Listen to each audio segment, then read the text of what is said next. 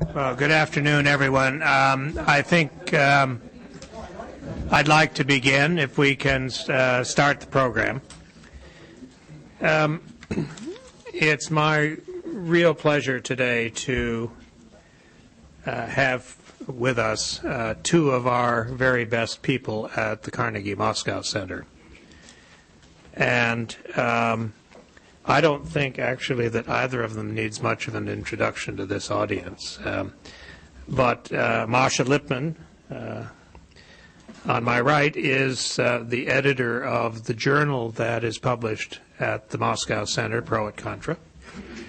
And really, the event today in many ways centers around Pro et Contra, because the title of the event, Two Crises, Consequences, and Outlook, is really the substance of the content of the latest edition of the journal, which is also available in English. And I believe there are a number of copies outside, so those of you who get to them first will at least have a copy to take away with you.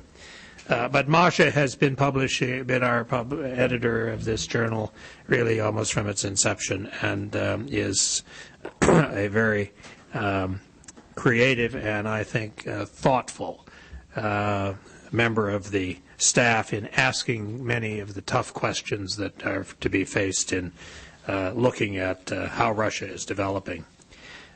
Nikolai Petrov is no stranger to you here in Washington. He is our scholar in residence, and he spends much of his time really focusing on an area of Russian development and the evolution of its institutions that really deserves a good deal more attention than it usually gets, and that is what's going on outside Moscow and, say, Moscow and Petersburg, in the various different parts of the Russian Federation, in the regions, what's happening to the federalist system, and he will have some things to say about that in this session. So I won't spend longer. I just simply would say this is on the record. It's being taped by our people, and it will be available on our website when we're finished.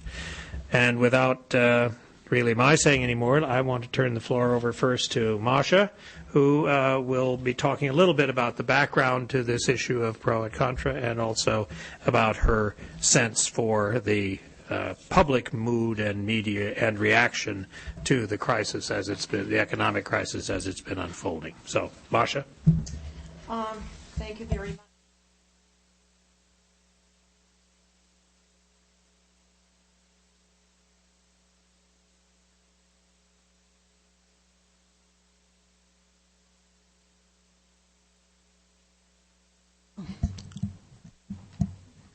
Thank you. Really glad that despite the economic hardships back home, we found the funds to have this particular issue translated. In this way, I think the English-speaking audience will have an ability to get familiar with some of Russia's leading experts thinking about Russia's present and future. Now, I will say indeed a few words about how this current issue of Pro et Contra was conceived.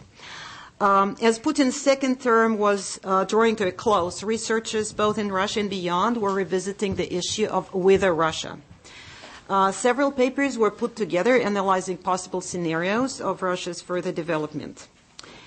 The scenarios ranged from sliding to a dictatorship in Russia to liberal reforming, which was a clear indication that there was no clarity about Russia's future, that it still remained opaque. Dictatorship scenarios would see Russia as an isolationist police regime or as a vehicle of accelerated development. Modernization through consolidating democracy was dutifully considered, but there was an apparent consensus among the forecasters that such a scenario was not realistic. As they looked at various paths of development, most analysts agreed that the status quo was more likely than a significant shift in whatever direction. Indeed, in early to mid-2008, it looked like in Russia we had a prime of Putin's regime. He stepped down at the peak of his popularity. His authority looked entirely uncontested and unchallenged. He adroitly navigated Russia through the hazardous terrain of 2007 and 2008 election cycle. The successor he picked was easily voted into presidency and stood as a local figure, owing his high office to Putin. The regime Putin had built relied on the abundant resources and the compliant public. And in mid-2008, both were firmly in place. I mean, the middle of 2008. I think, in a way, the interest in discussing different scenarios was driven by this growing sense that it was Russia's predestination to have Putin forever, or at least for a conceivable future. So it can be suggested that the frustration over this predestination pushed people to at least talk about it if we do not see any realistic prospect for change in Russia. I think the forecasts were driven by this frustration is also illustrated by some of the fantastic elements included in some of the forecasts, some of the scenarios, for instance, of Putin being assassinated right in the Red Square. An element of in one of the scenarios, the sheer improbability, I think, emphasizes how people were in the expert community yearning for change but not seeing it. As it often happens in Russia, the reality shamed the forecasters. In August, the war in Georgia broke out, and it was soon followed by the economic crisis that is still getting deeper, almost on a daily basis in Russia. The Carnegie Moscow Center launched a working group, and in that group we were discussing scenarios like others were. But by the end of summer of 2008, it looked like we have to thoroughly rethink what we were actually discussing. And just as there was a consensus among our experts that there is nothing else but a status quo in store for Russia, the consensus turned to exactly the opposite. Status quo is totally ruled out. So we summarized that effort in analyzing the aftermath of the two crises in this issue that was called Two Crises, Consequences and Outlook. We also held a conference prior to publishing the best materials in this issue. And now you can also read them in English. So the materials in this issue look at the changed situation and try to project it into the near future. Some authors do not need introduction. Nikolai Petrov, who wrote the leading material for the issue, will speak about it himself. We also have a contribution from Dmitry Trenin, our new director at Carnegie Moscow, and Alexei Maloshenko, who makes a forecast about the developments in Northern Caucasus. There is a number of other materials, and since they are now available in English, I will probably not even introduce them, except maybe one that makes a sort of a balance shift, trying to figure out the political developments in Russia and seeking to figure out whether we are geared towards something like a thaw or something like a freeze. Now, some of the questions that Russia watchers are asking themselves these days is, what is the margin of safety of Putin's regime? Will the economic crisis lead to a social one, and how soon? What are the factors driving a political shift in whatever direction? Is it public discontent? Is it disgruntled elites? Should we indeed expect a change in the political configuration of any sort? Or maybe these expectations are indeed premature. Is it possible that Putin is still safe even if his regime may not look so solid? My focus is on the societal issues, such as the Russian people at large and the elites, the way they respond to the crisis and the impact of that response. During the years when Russia demonstrated an impressive economic growth, critics pointed out that the growth, based mostly on the rising energy prices, could not be sustained. It was also emphasized that while the growth was indeed impressive, Russia's economy remained inefficient, non-competitive, and non-transparent. The abundant resources helped Putin to get rid of any challenge to his power, but the lack of competition and a general deinstitutionalization of politics led to a dramatic drop to the quality of governance. The problems of governance have come to the fore as soon as the export revenues and the inflow of money from abroad were radically diminished. Just last week, the president's economic advisor, Arkady Dvorkovich, said, and I quote here, "Most part of the Russian enterprises are so inefficient that they will not survive the next decade." Dvorkovich warned that unless Russia has thoroughly revised its economic policies and opts for modernization for real, it will have no chance to be part of shaping the new rules in the world affairs. Now, modernization has been repeatedly proclaimed as Russia's goals, including at the very top level of government. The term modernization may have different interpretations, but what can't be denied is that the sphere least affected by modernization is the sphere of governance. Since his first days in office, Putin opted for a system of centralized control at the top, steadily and radically rejecting the separation of powers and, in fact, any sharing of authority with other actors, institutional, regional, or otherwise. All of them are treated as subordinates of the person at the top.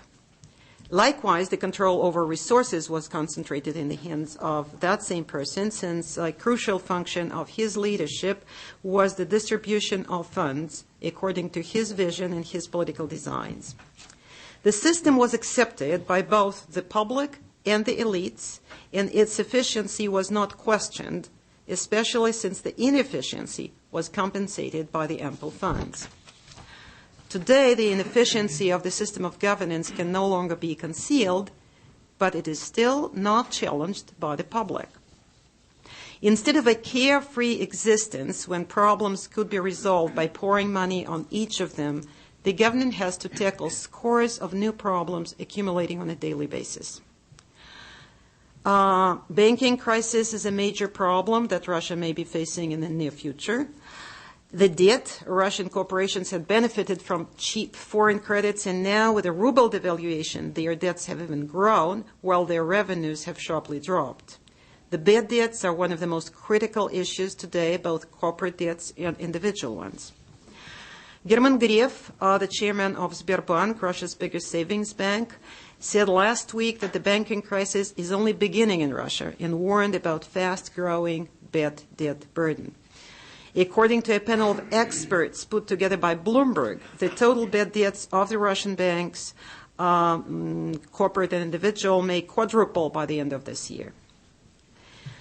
Instead of pompous reiterations that Russia is rising from its knees, the Russian government, in a matter of a few months, had to radically tone down its message, from being a safe haven in a world hit by the crisis, to admitting that Russia may be affected by a crisis imported from abroad, to Russia being hit by the crisis but will not compromise on any of its investment plans or social spending, and more lately, that Russia will have to cut down some of the expenses. And just today, the Russian finance minister announced that Russia may have to resume the practice of foreign loans at the state level, not the corporate one.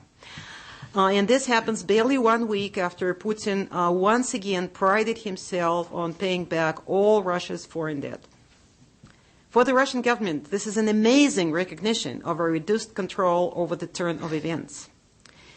Instead of a reasonably contented public, the government has to face growing discontent. According to the polls, concerns are steadily growing over unemployment, diminished incomes, and other social issues. The number of those who think that Russia is moving in the wrong direction has grown significantly. The ratio of right direction, wrong direction was 54 to 27 in October. In February, it was 41 right and 40 wrong. In December, there were public protests in the Far East over raised tariffs on imported cars. A large portion of local residents have the sales of used Japanese cars as their source of income. This raised fears that protests may actually reach a point of large-scale unrest with serious political consequences. Now to the elites. Another cause of concern is clashes among the elites in Russia. The infighting at the top is nothing new, but when the resources were plenty, Putin, as a universally recognized arbiter of the inner disputes over power and property, was able to keep the elite struggle under the lid, or to use the metaphor of Winston Churchill, under the carpet. Today, the resources are no longer enough for everyone. And as the government distributes the rescue packages, the struggle gets more intense and sometimes more visible. The lack of consensus among the members of the government over the anti-crisis policies and actually the assessment of the current situation is no longer hidden. The cited statement of Arkady Dvorkovich is in discord with conciliatory signals coming from his colleagues in the cabinet and from other high-ranking officials. Two men at the very top, Igor Shuvalov, Putin's first deputy, and Igor Sechin, also a deputy but not the first, have recently engaged in a policy dispute unfolding, interestingly, in two leading Western business dailies. Shuvalov told the Financial Times, here's a quote, that the longer we have low commodity prices, the sooner we will have a new model of our economy. It's better if we have 2, 3, or 5 years as a difficult period. His view apparently is dire straits should force Russia to modernize and diversify its resource-dependent economy. 1 week later, Igor Sechin responded in the Wall Street Journal, saying that Russia's resources are a God-given good, this is a quote, and showed no interest whatsoever in innovation, modernization, or diversification. Instead, he was fully focused on increasing the profits of the energy sector. A Russian weekly recently portrayed in a graphic form the Russian government officials as divided into two parties, a party of doomsayers and a party of pep talkers. Now, in the aftermath of the war in Georgia, it was anticipated that the government would move to crack down further and tighten the control over the society. But these anticipations did not come true, either after the war or as a result of the economic crisis. These days, if you look at the media that still remain relatively independent, in print, radio, web, even smaller audience television sometimes, you may get the impression that Russia has a vibrant political life. In those dailies and weeklies, on Radio Echo of Moscow, on the web, there's a lively debate with a lot of criticism of the anti-crisis policies as well as policy recommendations. The debate even goes beyond the media realm. An economic forum in Krasnoyarsk held about 1 month ago brought together people from the business community as well as a few members of the government. According to those who attended, it was a candid and constructive discussion, and a number of sound policy recommendations were put forward. Just recently, the United Russia, Putin's legislative arm, held a strategic policy discussion with broad participation of experts, some of them well known for their criticism of government policies. Public discussion of sensitive issues, not necessarily in the economic realm, has certainly gotten more active. If we take the most sensitive case of all, the Khodorkovsky affair, the second trial these days has caused more outrage among the liberal community, journalists, opposition figures than his first trial. The sheer absurdity of the charges this time has even moved some of the loyalists and people in the establishment to express their outrage.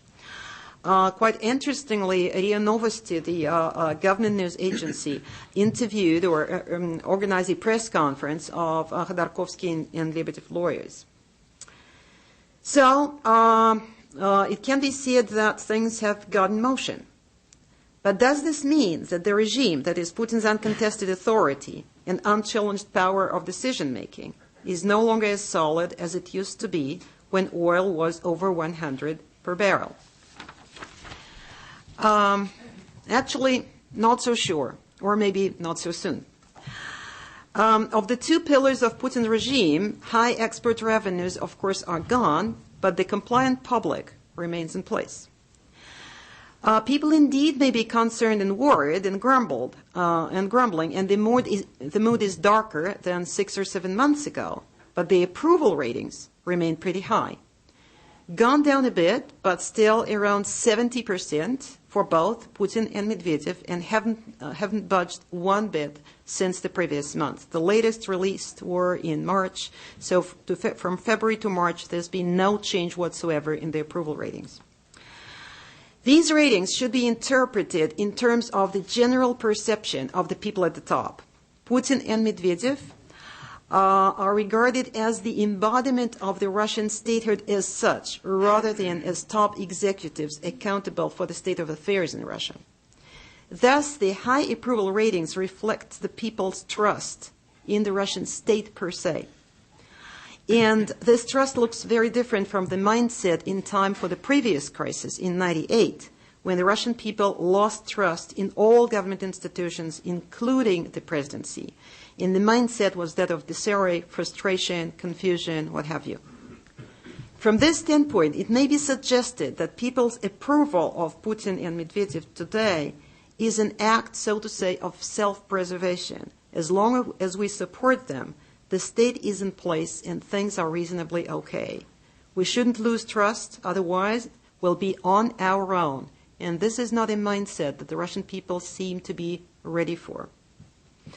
What matters here is not just the absolute numbers, but also the trend. On the issue of whether Russia is moving in the right or wrong direction, the polling numbers may be worse than in September, October, but actually they remained unchanged from December through March. This is not to say that the government is not or should not be concerned about a possible shift in the mindset. Indeed, anti-crisis policies to a large extent are geared towards supporting the people, especially those who constitute the electoral base. The government promised 4 pension raises this year to make up for the inflation. Enterprise managers are seriously warned against too many layoffs, and the prosecutors' offices are keeping an eye on their operation. The second pillar of the regime, the public compliance, is largely still in place, and the expectations of a major large-scale unrest look premature.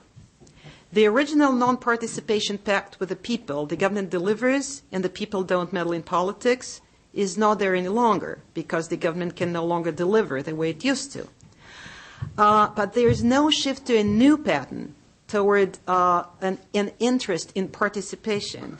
Instead, paternalistic illusions still linger.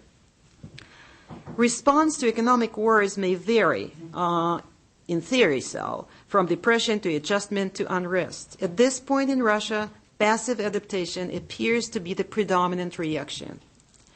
Large-scale protests would take a major shift in the Russian public mindset, from apathy and fragmentation and a lack of solidarity to something like social organization and activism. And there is no evidence at this point of any such shift. What is totally absent in the existing small-scale protests is a search for a political alternative. In the Far East, protesters carried anti-government and anti-Putin signs, but there are no new leaders in sight, not even names. There is a number of protest actions in Russia here and there, but we had them even when the economy was on the rise. Then, as now, these actions remain strictly confined to the local limits, most often those of a municipality, and they hardly go beyond a particular local cause. And polling numbers indicate that people hardly feel any more ready for political action than they did 7 or 8 months ago. The protests in the Far East did not have a follow-up beyond that region, even though that was anticipated at the time. Contrary to the expectations, rough treatment of the protesters by the police, and it was a police brought over from central Russia because the government thought it probably should not trust the police over there. But that rough treatment did not broaden the scope of the protest action. In fact, the rallies that took place in the Far East since December were even smaller in number than the first one.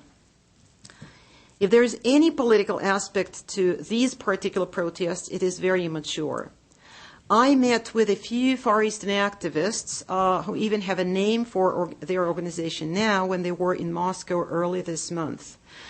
They call themselves an association, this is a rough translation, of active citizens in Russia, no less. They're thinking about national scope.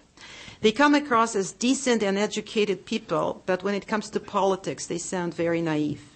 They come up with a list of broad declarations and demands, such as state servants must remember that we entrusted them with the right to rule and represent our interests. I'm quoting from their leaflet. Or, we demand transparency in decision-making. More concrete demands range from a cancellation of the import tariffs on used cars to the abolishment of the newly introduced Russian equivalent of the SAT test. And they demand that Putin's cabinet resign. It is the same list of demands, and that their local governor is fired. But when asked, and I asked them, they have no concept of interest groups and no idea who their allies are beyond the vague formula that their allies are those in Russia who care about their country. They can't identify the addressee of their demands. They admit that the only way to reach out to the people is to distribute leaflets in the streets. When I asked whether they try to address students or workers' audiences locally, they admitted that such groups are beyond their reach. It is out of the question, one of them told me. The local university rector is a United Russia member. It's hard to blame them. During Putin's years in office, public politics was eliminated and all channels for public participation in policymaking were thoroughly clogged.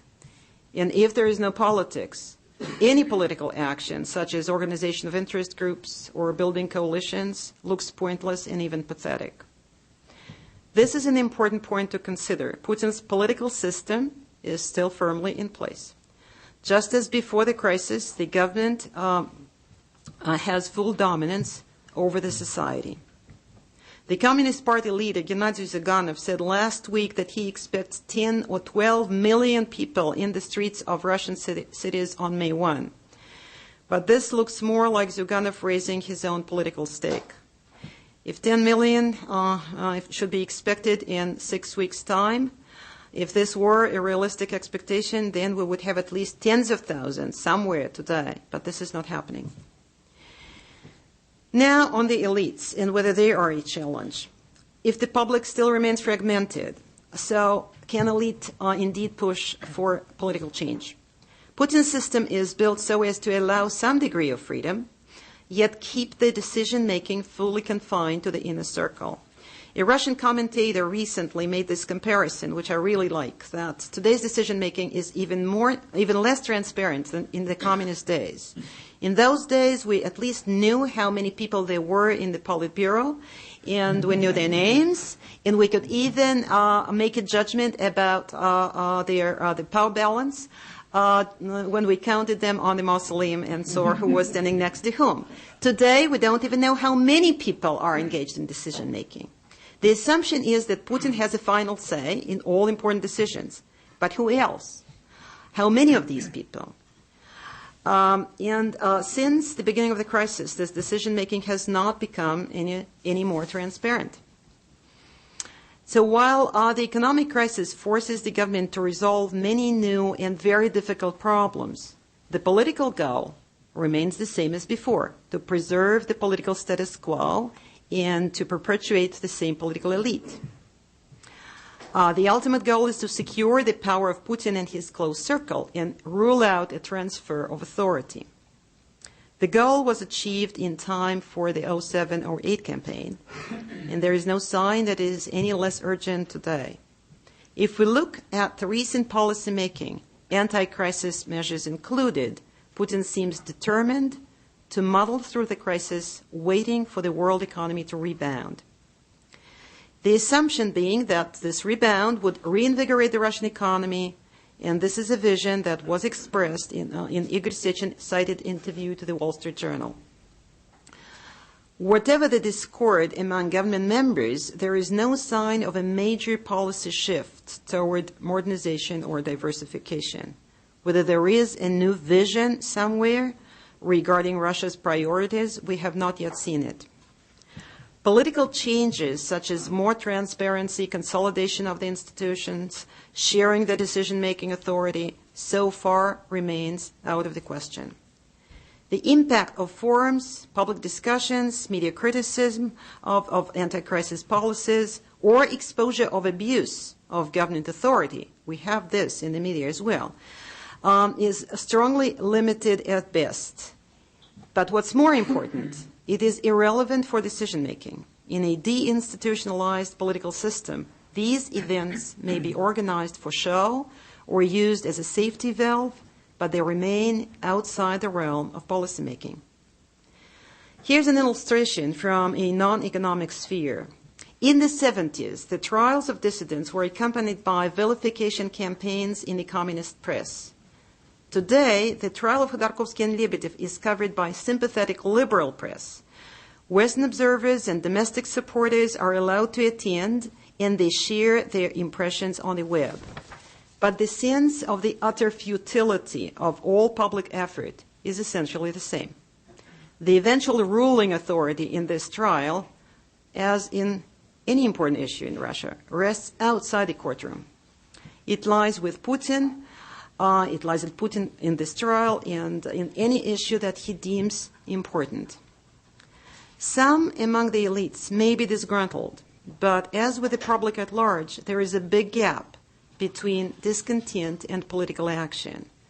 There was discontent even when the resources were abundant, but loyalty to the government paid off, and paid off very lavishly for the elites, while the risk of challenging the authority was totally unjustified, as the example of Khodorkovsky powerfully illustrated.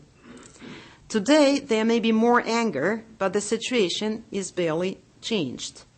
Two leaders at the top, instead of one, may encourage debate, create new discussion venues, but it is not conducive to coalition building, even less to shaping a relevant political opposition.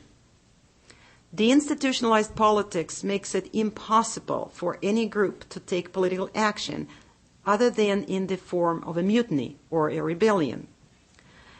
Putin, Medvedev, or just Putin still has tremendous advantage over any player, and if anger is indeed accumulating, they will likely take preemptive action, rather than sit and wait until their power is undermined. The talks of Putin's comeback have been resumed lately in the political rumor mill. But the government control over politics and policymaking may actually not be enough to keep things under control. And taking things under control may not be sufficient. Russia needs to figure out its place in the world. It needs to shift from a lost status syndrome toward an adjustment to its new situation in the world.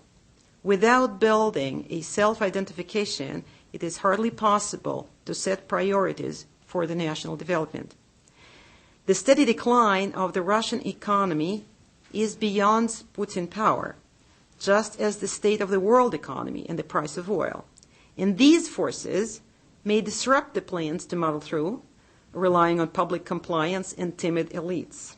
Whether the factors will force something of a long overdue modernization and set Russia on a new path of development remains to be seen.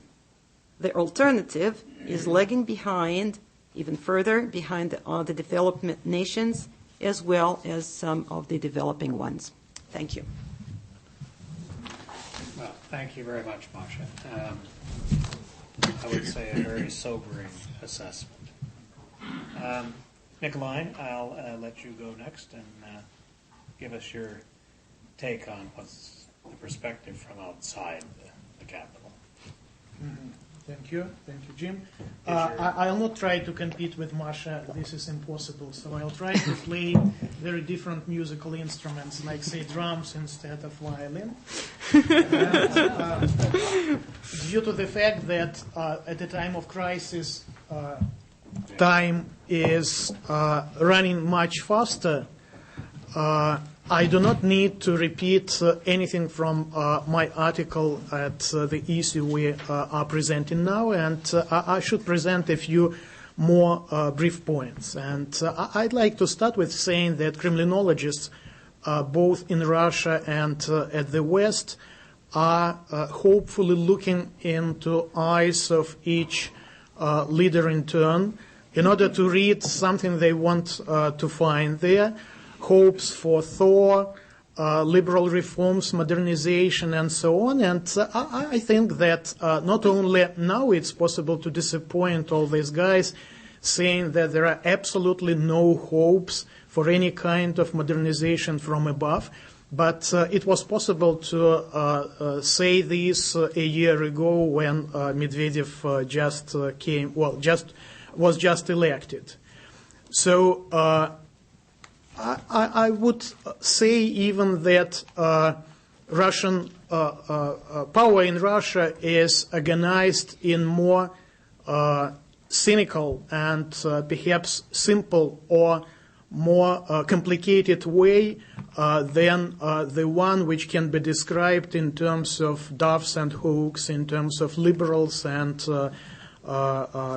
conservatives. And, well, these roles can be easily played by one and the same person, and we can see this oftenly. So I would say that what is good is the fact that now intentions of Russian leaders are no more playing decisive role, and external factors are much more important than all these plans and intentions. So the first point is about how many crises are there, and I would add the third one to those two crises which are already mentioned. And I would say that Russia didn't shift into the crisis. It did run into the crisis, and this is very important thing. 2 years ago, when Putin was just planning transfer of power, it was understandable that the stage of recovery is almost finished, and it's needed to offer something new. And the new economic strategy was worked out, and it was construction of the state capitalism in Russian style, and usage of barrier-like model of industrial modernization, like, say, concentrating huge money in order to promote success in some key fields, in some key areas. And I would say that this was a mistake from my point of view, and it would lead to the crisis. And the reason why this crisis, as well as the crisis connected with accepting new model in foreign policy, is not that visible now, is connected with the fact that economic crisis is has overshadowed these two other crises, but they are still in place. They are a little bit postponed, but it's very important to have them in mind. Another point is connected with the fact that transfer of power by Putin consists of three major elements. The first one is this new state capitalism and redistribution of property. The second one is very essential weakening of Siloviki clan, which was undertaken before the presidential elections. And the third one is, connected with Medvedev as the new president. Usually, attention is focused on Medvedev, and this is a mistake not to have in mind two other very important elements of this transfer of power model. The second point is connected with the depth of economic crisis. I did miss today's speech of President Obama, and that's why perhaps will sound a little bit less optimistic than it could be if I would listen to all these signs of economic recovery and economic growth. But I would say that there is huge spectrum of opinions regarding how deep the crisis is now in Russia and whether we reached or not the bottom. And you can see that very different members of the cabinet are saying that either we did already reach the bottom, but who knows for how long we'll stay there, or we are at the beginning of this process, or there are certain signs of recovery and certain ground for optimism. I would say that, to my mind, this is not of such a big importance in comparison to the fact that economic crisis in Russia can and will inevitably lead to managerial and political crisis. And this is a very important point. The government in Russia is fighting against the crisis pretty actively. There are very different evaluations of how effective these efforts are, but nothing is doing in terms of, making a system of management, which is very crucial, a little bit better, or nothing is doing in terms of making political system more sophisticated in order to make it better at a time of crisis when the situation is very different from what it used to be when the domestic policy doctrine was worked out. Is it possible for the economic crisis to switch to the political crisis? I would totally agree with Masha that it's impossible now to wait, in a short while at least, to wait for large-scale social unrest in result of worsening economic situation in the country and so on. And sociologists are saying that it takes at least several months or even a year before the person who is losing his job is, becoming a political activist. But I would say that, to my mind, the chain will be a little bit longer but much faster. And the chain is economic crisis can easily and will lead to a local economic collapse and toward managerial crisis, which in turn will lead to a political crisis, at first local and then national. And I can use several examples from recent past and from not so recent past, and it can develop by scenario which was used in Karachay-Cherkess Republic, for example, when the son-in-law of the that time president killed several prominent businessmen. There was a huge wave of social protest. They did occupy residence of the president, and that time it was Dmitry Kozak, who was plenipotentiary envoy, who came and pacified these protesters. Now there is Vladimir Ustinov, the former prosecutor general, in the office of Dmitry Kozak, and I doubt that the guy is skillful and sophisticated enough in order to do something good in case of any violence, in case of any protest in any of Northern Caucasian republics.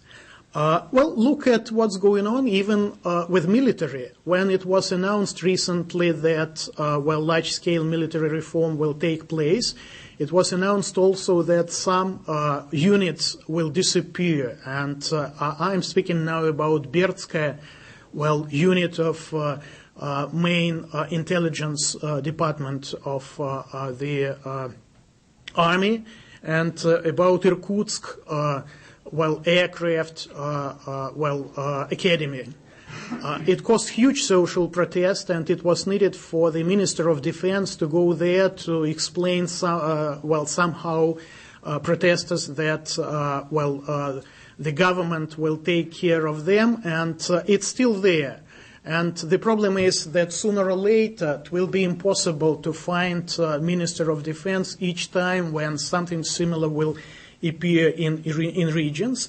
And it will be needed for regional authorities, to deal with this protest. And the problem is that the new generation of regional leaders, so-called Putin's generation of governors, they are not capable to do something except for serving as ordinary officials. That's the problem. All-time Yeltsin governors were politicians, and there are a few of them now. Those guys can speak to the crowd, they can pacify, they can get control over any kind of social unrest. But a new generation of governors, they cannot speak to crowd, they cannot speak to people, and even if they will try to do this, they will be very ineffective in this role.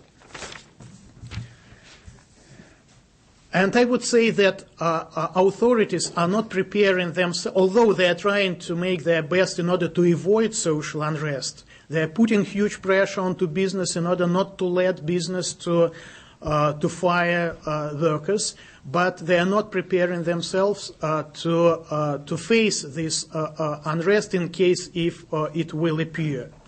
The third point is connected with safety factor.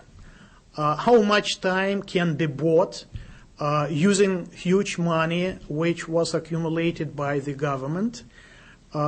Well, there are different schools of thought, and economists are saying that, well, perhaps a year and a half, or even 2 years can be bought using this money. I would say that all of them are mistaken, and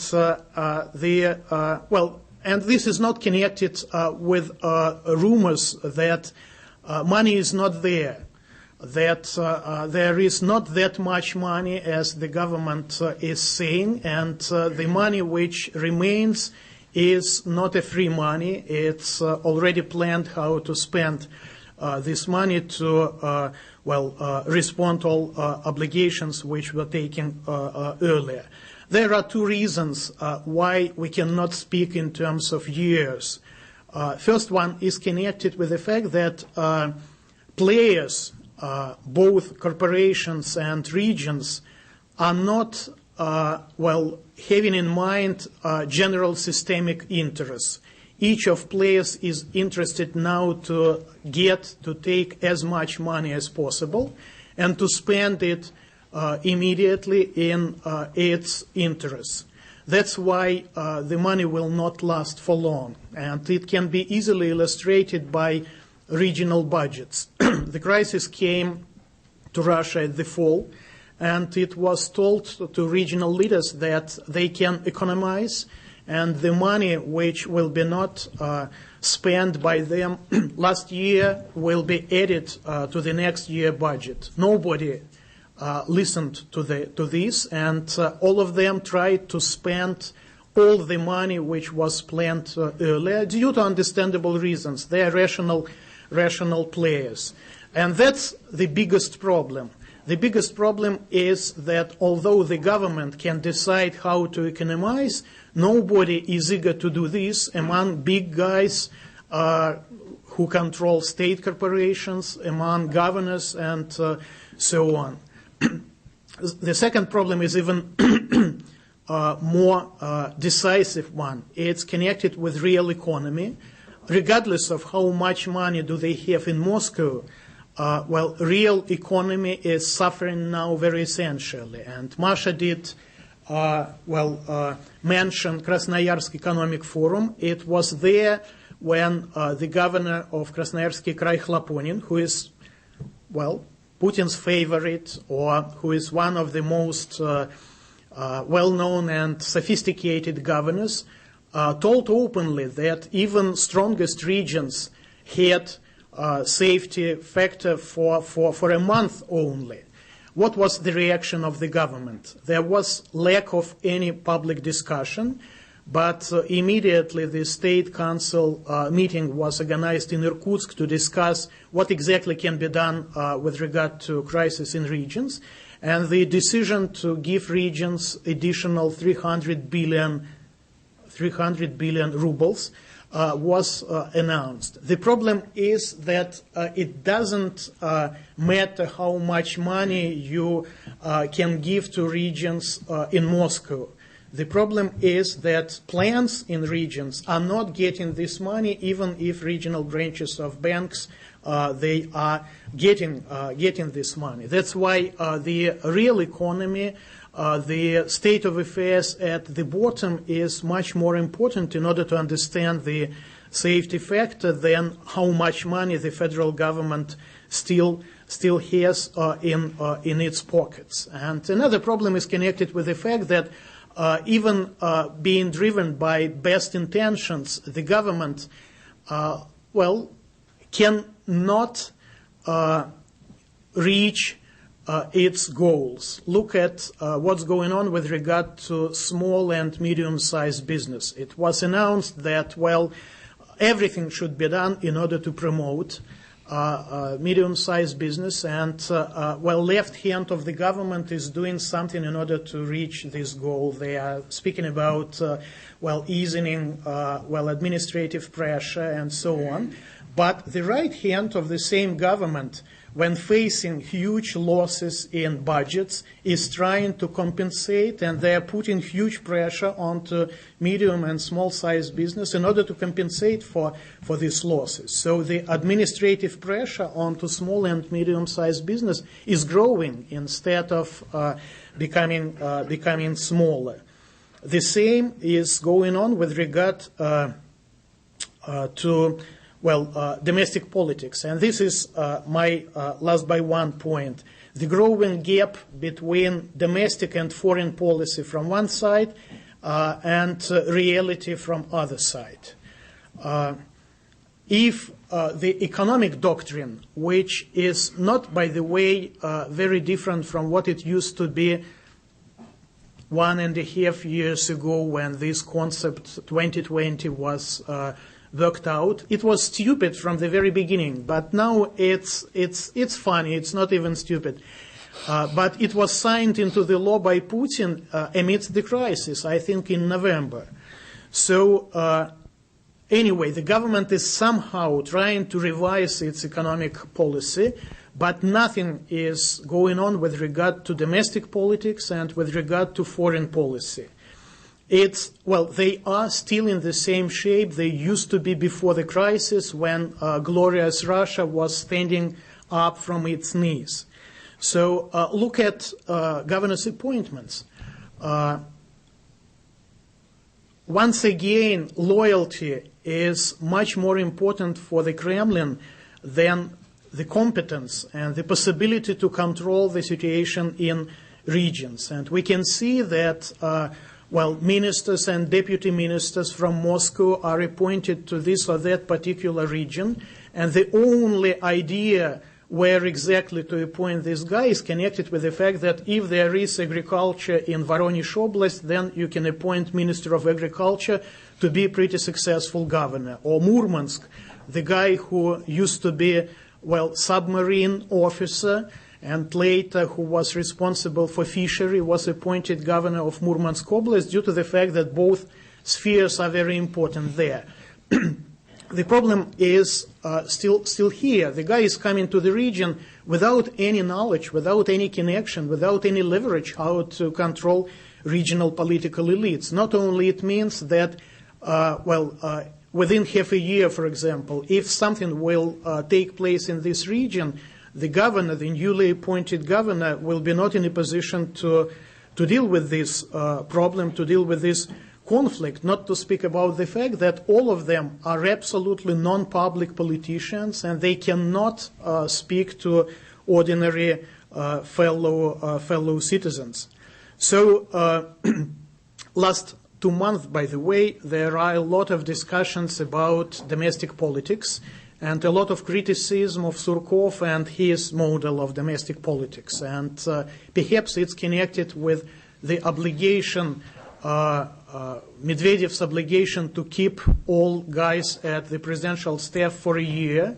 And if so, then Surkov can leave from the presidential administration pretty soon. But I doubt that those guys who can replace him will be much better, both in terms of their liberalism and in terms of their professionalism.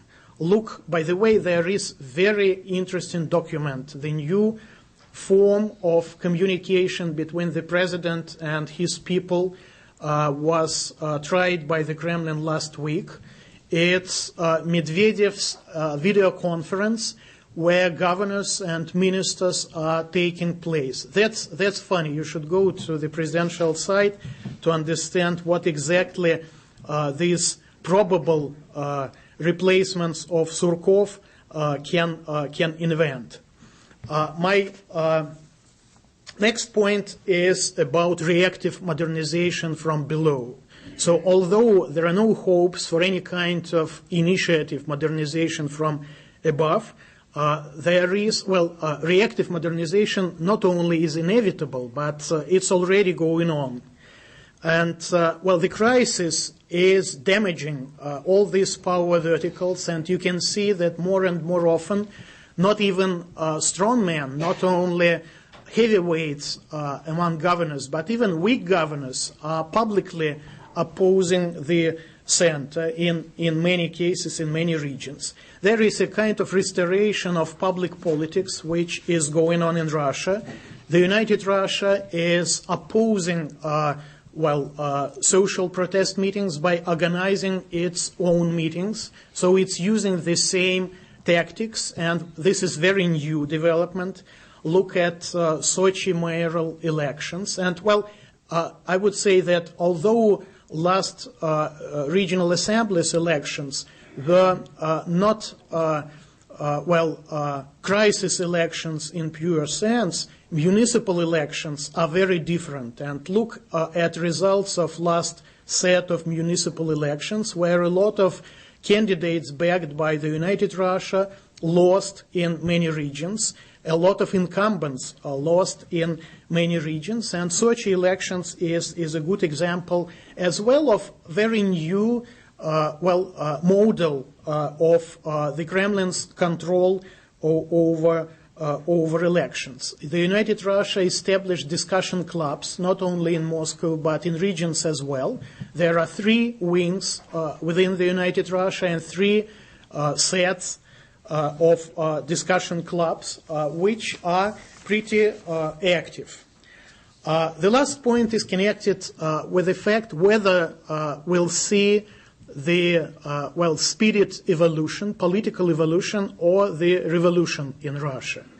And I would say that there are no other options on the table. Either the system will modernize itself and will become capable to face all these new challenges, or it will be absolutely incapable to control the situation, and regardless of how weak the opposition is, regardless of how weak the social protest is, the system will not manage to keep control over the situation.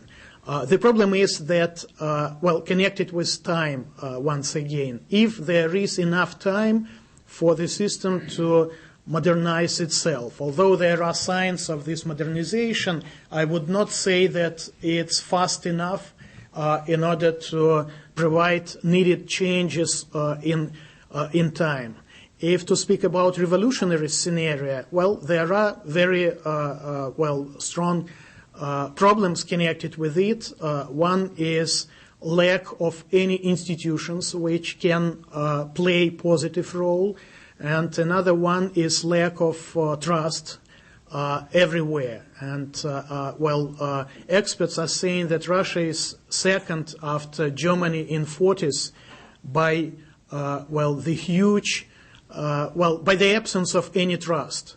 Any trust among citizens, among businessmen, trust to the state and to everything else. So to finish on more practical note, I would say a few words about continuation of our work on strategies, on scenarios for Russia's development, and we count to cooperate with American researchers, not only in terms of when and how Putin will be shooted, but in terms of what exactly will go on in this or that scenario with Russia. And another, our large-scale project is connected with monitoring. So we are starting now crisis regional monitoring, and we do have not only our own network of experts, but we do have now a new Eurasia Foundation network of experts, and we are planning to come to the press on regular basis once a month to calculate ratings of social health for regions and to continue this work. It's very important. Nobody in the country is capable to do this, and the government is the last body which is capable to do this. There is so-called monitoring made by the Ministry of Health and Social Development. It's secret, and it's about unemployment and its growth. And by the way, today Medvedev paid a first visit to INSOR, the think tank which for long was considered to be his think tank, but there were no signs that Medvedev was sharing this view. So today he went there to discuss situation with labor and with unemployment. And this is a very important issue to be focused on. Thank you. All right. Well, thank you, Nikolai. And it seems to me there's sufficient material here for some discussion and questions. So I'd like to open it up to the floor. And please let our participants here do their best they can. Don Jensen, Johns Hopkins. Great stuff. Thank you both. Salary arrears. Do either of you have a sense of how many people are being paid or not? It's a very hard thing to get a hold of from here. Ladies first. I'm afraid I will not be good on numbers. The only thing that can be said is the government is really concerned about the potential of discontent and at least takes good care of the pensioners. As I said, it was announced that the pensions will be increased 4 times this year to make up for the inflation mostly. And I think the government is truly determined to make good its pledge.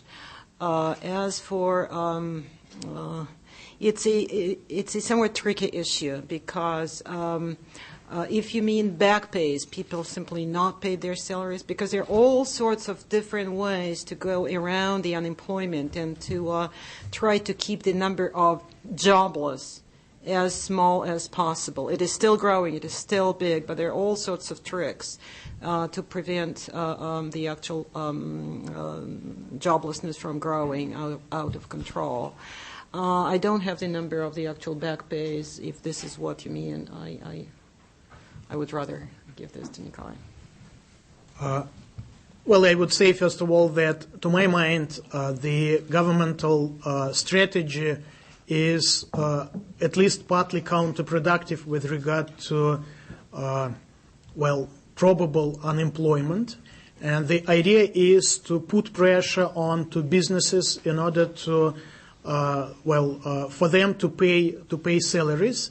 And the problem is that instead of letting certain businesses, to survive by cutting off their staff and by continuing their operations, they are trying to keep as many employed as it's possible for as long as possible, and it can lead to very negative results. And the problem with Russia is connected with the fact that statistics at the national level doesn't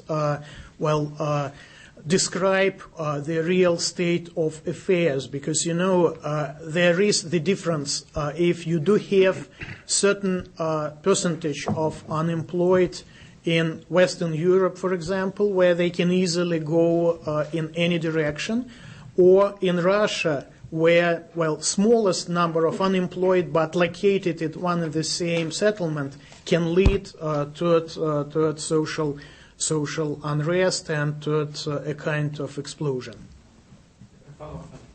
Yeah, I might just add one statistic I did see this morning, which I thought was very interesting, and that is that barter has reappeared. There was something to the effect that 2% of the economy now seems to be going back into barter. And that is a clear indication that at least the monetization of everything is under pressure. Now, I'm not sure what that means, but it's something to watch. Anyway, John? Harley, I'll come to you next. John Evans, formerly State Department. I'm struck by how many of the things you described today are recognizable to us. In particular, this discussion of unemployment figures and how misleading they can be in some respects. But my specific question is to you, Ms. Lippman. You drew a contrast between what Deputy Prime Minister Shuvalov said to the Financial Times and what Igor Sechin said to the Wall Street Journal. Now, I will go back and look at those 2 articles, but I'm skeptical of the implication of your implication that they were expressing quite different policy approaches.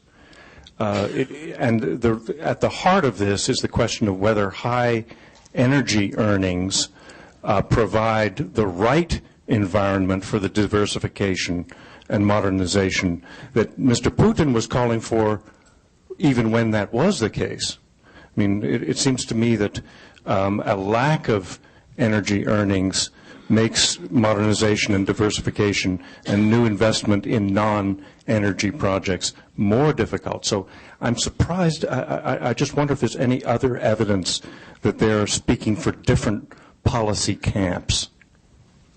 Thank you. Well, actually, that was my point. That's the difference in opinion that you can hear, and let me call them surrogate policy discussions that we have very little implication for policy making. That was exactly my point.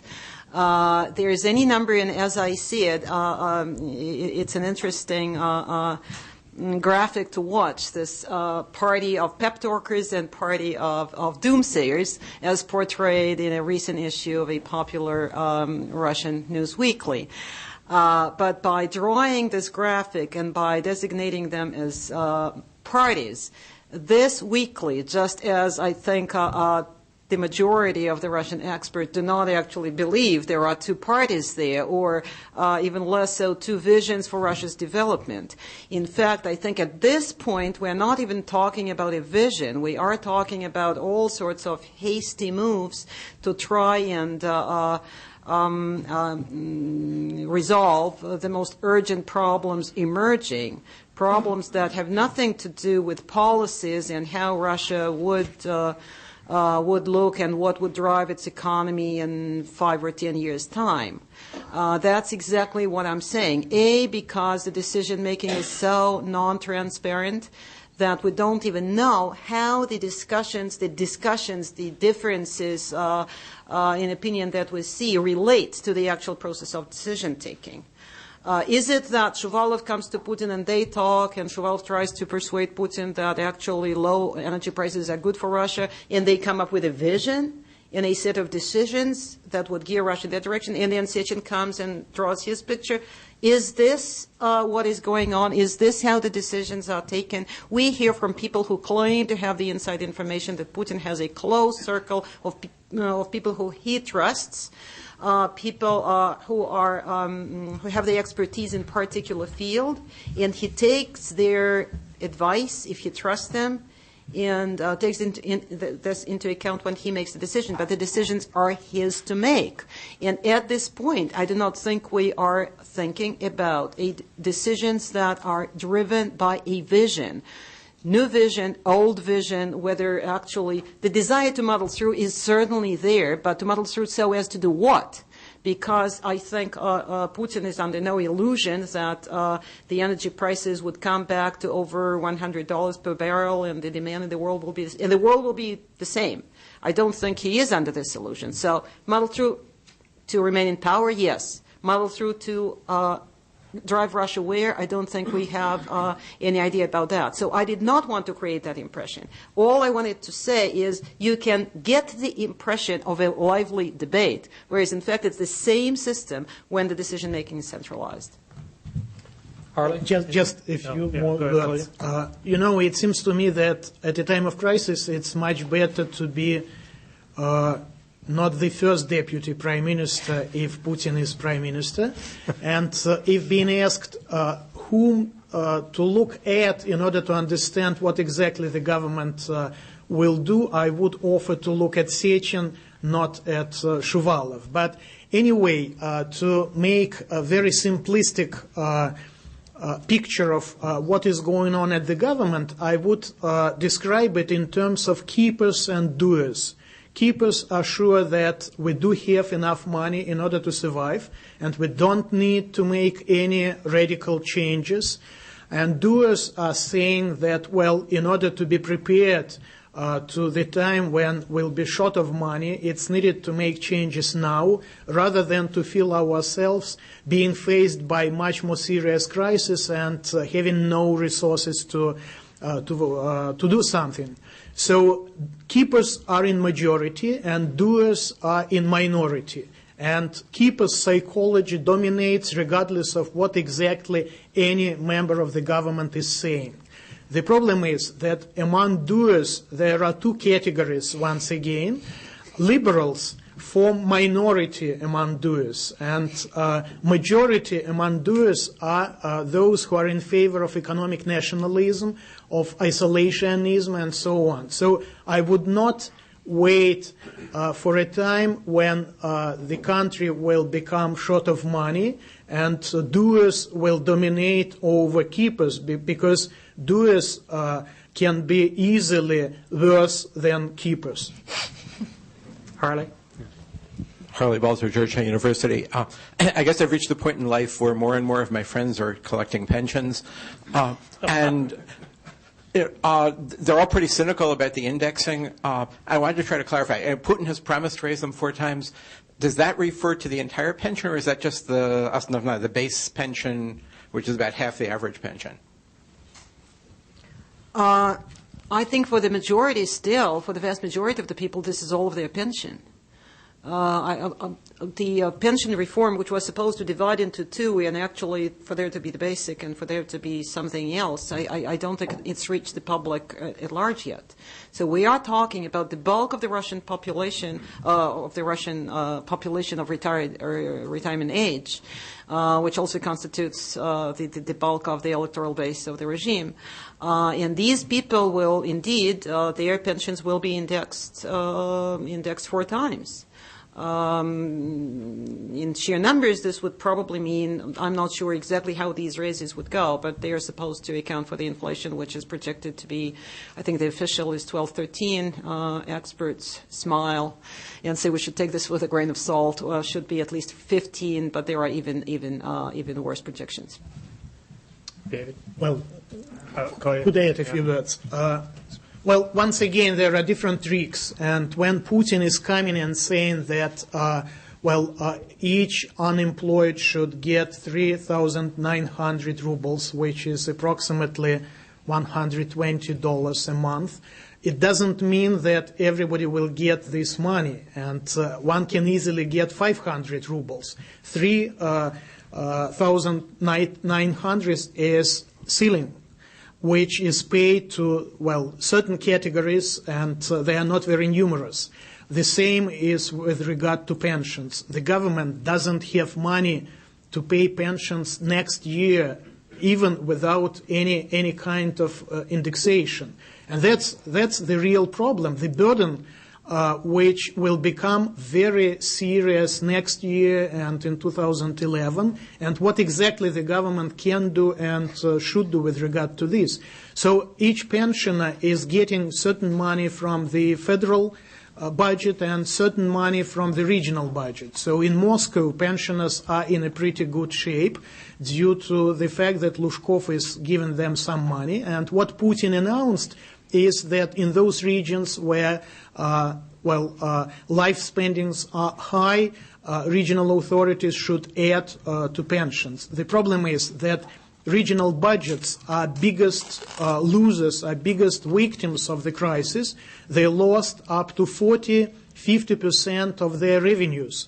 And it's absolutely impossible for them to meet all their obligations, not to speak about taking new obligations. David? David Kramer, formerly of the State Department. Thank you both very much for terrific presentations. I have 2 questions. First, and I ask this, I'm not an economist, but when I saw the report today that the Russian state may resume foreign borrowing, my initial reaction was their reserves may be way down, much lower than they have been publicly saying. Is that a plausible explanation, do you think, and are they starting to panic? Is that maybe an explanation for that? The second question follows on something both of you said. One, Masha, about the ratings staying more or less the same for the leadership. Kolya, you mentioned on the revolutionary scenario the lack of institutions and lack of trust. But what about a lack of alternative? What role does that play in this? Is anyone benefiting politically from Russia's current crisis? Thanks. Mm-hmm. Whether I think Koля mentioned that there are rumors. These rumors are circulating that actually the resources, the reserves are not what the government tells that they are. That in fact they are lower. That they've already squandered or spent more than they claimed that they did. The issue is there is no way to find out. Maybe yes, maybe no. But I think there's enough reason to panic, even if it is indeed something between $350 and $400 billion in those reserves. I think there is every reason to panic because it is pretty obvious that what is the replenishment? Where does it come from? And it makes sense, not to wait until it's fully depleted. They probably have their own idea as to how low it should go before there will be a need either to borrow or to print. And printing money is very risky, as they probably know. So it remains to be seen. It was actually, in that statement, it was said that the roadshow that is scheduled for this year will not be about borrowing. It will just be about presenting Russia, apparently, as a solvent country. And the borrowing is projected for next year. At least this is the announcement, but just very recently Putin was saying there will be no borrowing whatsoever, so it's hard to tell whether what they hope for. I think the actual fact that the government admitted, the Minister of Finance admitted that foreign borrowing will be needed tells us something about, if not a vision, but at least one of the openings, because if a choice is made if they opt for borrowing instead of printing, this is already something. The question is who they will borrow from, what kind of a due diligence the country will have to do, whether this is a potential for some opening up of the secrets, whether we will learn more about, I don't know, Gazprom, Rosneft, whatever. In itself, I think this is an interesting factor. Whether or not this factor will become a reality and how it will affect Russia's non-transparent state is an interesting question, but this is something to look at. Now, as to who may benefit politically, if we talk about politics, like public politics, political parties, the political landscape, I would say nobody.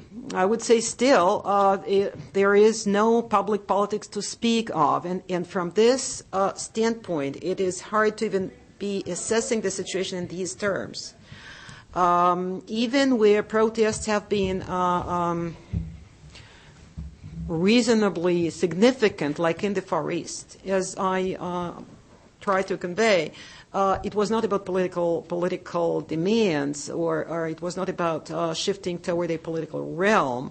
The attempt by the liberal opposition forces from Moscow to reach out to those people, especially since they begin to somehow organizing themselves, even if naively, was met with very little interest at best. Actually, people from the Solidarity Group, which is Boris Nemtsov, Vladimir Milov, a group of other liberals, when they got in touch in December, they were told, thank you, we're not interested. You may come, but... And when they came, they were not given a warm welcome. So it may be said that Zyuganov is trying to benefit a little bit to consolidate his positions that are not as strong as they used to be, to say the least. Just as I said, he announced several days ago that he might bring 10 to 12 million people into the streets, maybe trying to, remind the Kremlin, here I am, I may work as a safety valve, you are facing this problem, I know you are concerned, so here I am. Is this benefiting politically? Maybe, but this is the same way that Zyuganov has benefited politically all along. I do not see, and this is very important, that Putin throughout his term has totally purged the political landscape from anything viable, anything that's not controlled, anything that's truly autonomous. This was, I think, a very efficient exercise, and the control remains there. We don't see anything that would break into this purged field. Now, when there is the political landscape is purged to this extent, there are no channels of political participation, joining the political scene, participating in launching new political parties. All that remains is a mutiny, is something that's really subversive, and that actually the government has power over. This might change, but this is, again, we're talking about the same thing that both of us were talking in our presentations, the time span. What time frame are we talking about? Looking from today, nobody has benefited.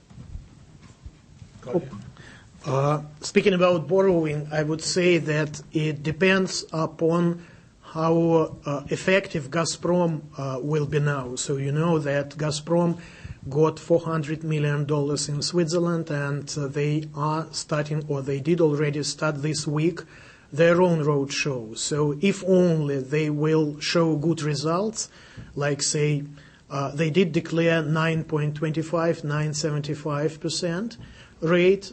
If they will be closer to the bottom, then it will be reasonable for the government to start its own borrowing process as well, regardless of how much money do they have now. Answering to your second question, I would be more cynical than Masha. It depends what exactly do you mean by benefiting. So it's more about survival, I would say. So those who will survive will be beneficiaries, and there will be a few of them. And I would say that the crisis is not about benefits for players. It's about benefits for rules of the game. And I hope that the country will appear after the crisis with much more rational rules of the game. And in this case, policy in general will benefit, but not those players who are on the surface now.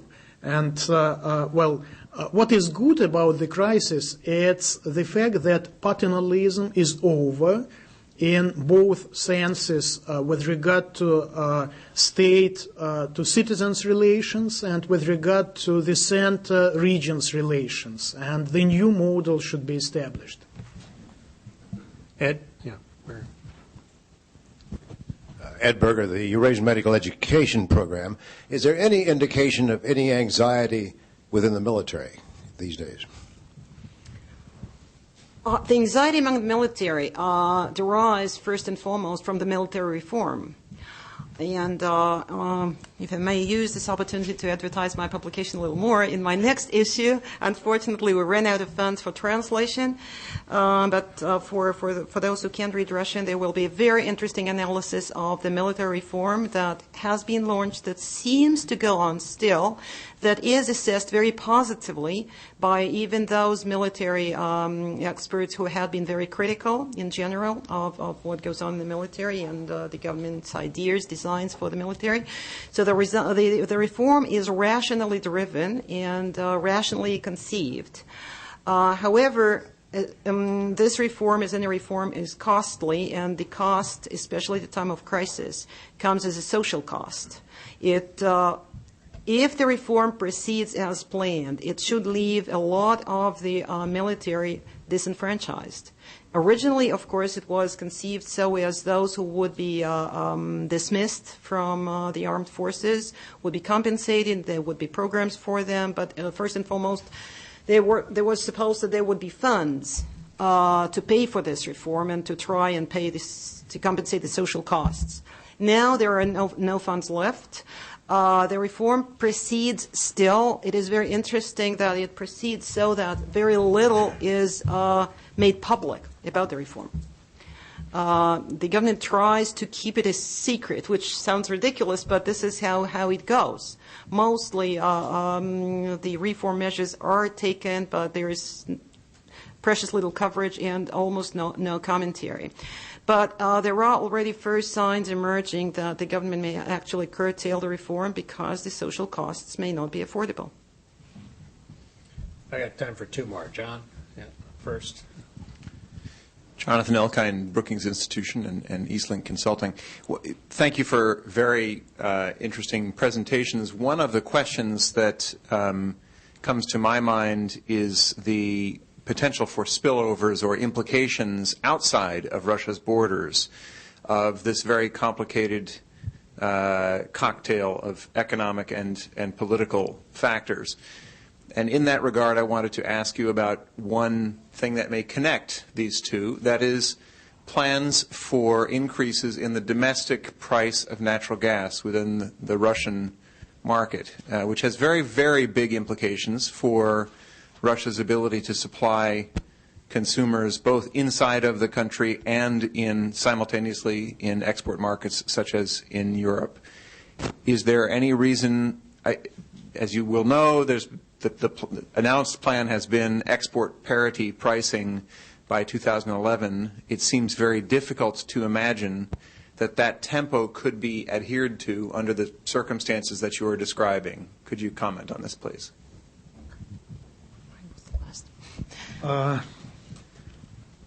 Well, I would say that not only it's about gas, but it's about so-called natural monopolist tariffs in general. And there is the plan according to which these tariffs should grow pretty essentially. And it was announced by Putin that, the government will not support the idea to freeze tariffs, although the growth will be a little bit limited. And his explanation is that if not to give Gazprom additional money, it will be the whole chain of events. Gazprom will not start its huge construction program, will not pay for metal, for tubes, and for everything else, and the resulting loss for the economy and for population will be bigger than in case if they will give this money. Another problem is connected with non-payments, and I would say that there were already several cases in regions where large-scale local social protest was taking place against growing tariffs.